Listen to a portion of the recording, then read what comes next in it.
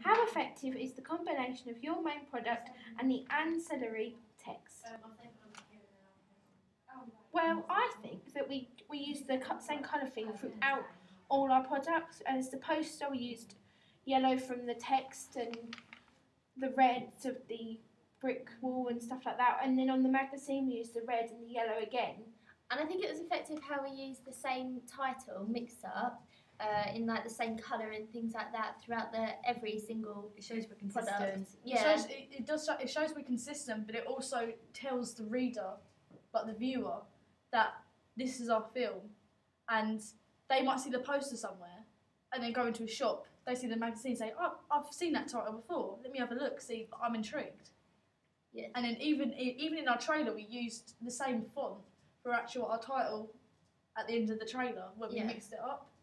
So it just all links together throughout the title. Yeah. Another thing that I think links together well is like the consistency of character. Like in the poster, you can see the binary opposites of these two characters, which is the good girl and the bad girl. Then on the the magazine, you see the bad girl, and you can tell that by her skull and the clothes and how she's dressed and all that. And in the trailer, it's obvious, all the way they act, the way they dress, the way they talk. the way they talk. Just their rooms that we created, like their rooms with the revision in Maxine's room and the lack of revision in my room. And the bears and the pinkness and it's just very. It shows like the opposite. Yeah. Yeah, definitely. Like the rooms are contrasting. And I think another thing that links together is how we've set the location. The school. Yeah. The school So is like throughout.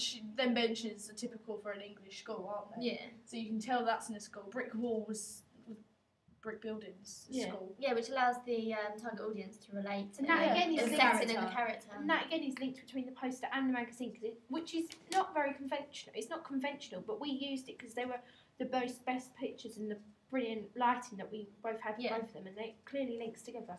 Definitely, and I believe that like in our trailer as well, we've showed the school situation as well. So like the benches and stuff, the test papers, and all like them. How we revise it in the locker when I bash you into the lockers. Yeah, and I'm holding the. Yeah. So it's very.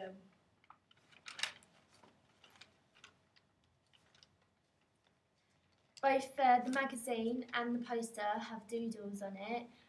It's constant throughout, and even like one of the doodles on the poster is used on the magazine, which like relates between each thing. We also use similar costumes like throughout. Like Amy wore like the leather jacket, and then when I swapped into Amy's character, I wore a leather jacket, which like allowed the audience to it shows the narrative more, doesn't it? Even though we've used split screens, voiceovers, poems, text, that still is subconsciously showing the character.